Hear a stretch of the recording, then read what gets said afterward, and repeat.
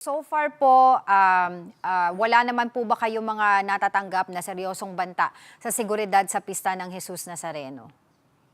Sa ngayon po, wala naman tayong namomonitor na mga banta pero patuloy po yung ating koordinasyon sa ating mga counterparts para po siguraduhin na kung ano man po ang mga mangyayari before the day at yung D-Day is agad po nating maaaksyonan kung may pangangailangan.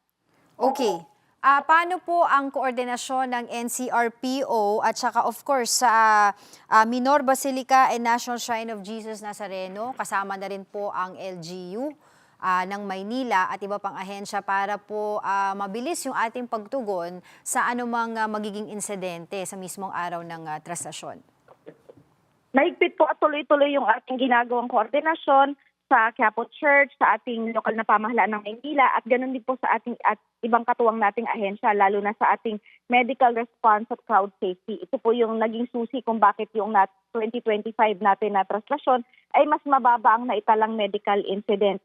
So patuloy po yun at bukas po gaganapin po yung ating pinaka-final na briefing kasama po din ng ating simbahan.